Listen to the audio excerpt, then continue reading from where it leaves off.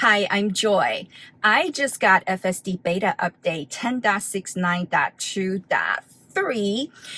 Even though this seems to be a minor software update, probably bug fixes, I still want to take it out on that tricky, challenging street that I've been testing on each time I receive an FSD beta update to see how it has improved or maybe regressed. If you've been following my channel on this particular series, I am making a disclaimer that this street is an outlier or edge case that I am testing out on. FSD beta has been performing 80 to 90% perfectly during my daily use.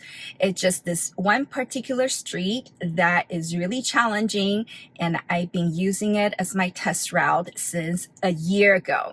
So if you're curious to see how far FSD beta has come in the last year since I've been an FSD beta tester, make sure you watch this playlist and go back to the very first video that I did in October 2021, and then watch this video so you can compare for yourself. So without further ado, let's get on the road. All right, we are about to turn into the neighborhood with really narrow streets, one way, each way, with cars parked on either side, and there are little mini roundabouts in the center that are not shown on the navigation map. So in the last update that I did this same drive, you can go back and watch the video on this channel, I didn't have to disengage, but there was one or two that was still pretty hesitant that I had to put my foot on the acceleration pedal to ask it to go forward a little bit more. So let's see if this latest update has any improvements on that or if it's still the same. And first up, we have a little speed bump, which you did not recognize, just like last time. And now this car is parked in the middle of the street, and FSD beta very naturally went around it, just like how I would handle it if I were driving this manually. So that has been improved over the last year. It's so smooth and so natural now and so intuitive that now if I see a car in the middle, I wouldn't even worry about it. Oh, I have an Amazon delivery, so excuse me, I gotta open the door for them.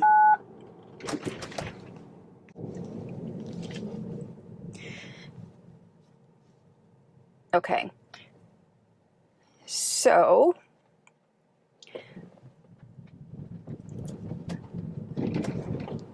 now we have another speed bump, and oh, it's still not recognizing it just in time, just like last time. And now we're turning onto the street with mini roundabouts. So we'll go this way, and I'm going to come back and go all the way down. And I'm reducing this to 25 miles per hour.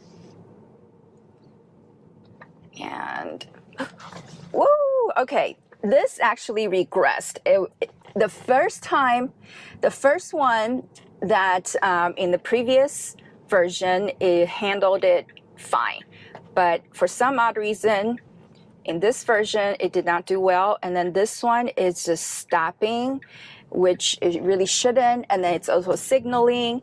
So I'm sending feedback to Tesla to let them know that this is not the behavior that it should be doing. And same thing here, it just almost to a stop, and it's just going very, very slowly, which it shouldn't. So I'm sending another feedback. And yeah, unfortunately, seems like It's regressed in this latest version. And I'm going to drive all the way down and then come back. All right. We are going down the same street, but further up with more little roundabouts that are not on the map. And we'll see how it performs. And I will reduce the speed to 25 miles per hour maximum. And let's see how this update does on the return trip. All right, here we go. In the previous, not the last one, but the previous one, the car was gonna go to the right, and this time, this update solved that, which is fine. And then this first one went around with no problem. I do have a car trailing me, so I hope they're not gonna get pissed off. And now we're slowing down, and this one does perfectly. It recognized a roundabout even though it's not on the map. But this one is a recognized roundabout, and there's a pedestrian. So the car is going very cautiously, and I do need to press the accelerator because it's just really, really slow, and the car behind me is right on my tail. And then this one, same thing, not indicated on the map, but it went around just fine. And this was the first one that we had issue with coming this way. And I'm happy to see that this time it didn't have any issue. And then again, still doing the autopilot creeping forward, and I have to put my foot on the accelerator because there's no need to creep forward if all sides are clear. There's just no car whatsoever. Oh, this one. Yes, it did. Okay. I was actually driving 35 miles per hour. Okay, so I'm reducing it to 25 miles per hour, and it went around perfectly. So those two, these last two, if you go back to the very first several videos that I've done on this test, ever since I got FSD beta, and right before I got FSD beta. Again, autopilot creeping forward. Why do I have to creep forward when there are no other cars on the street?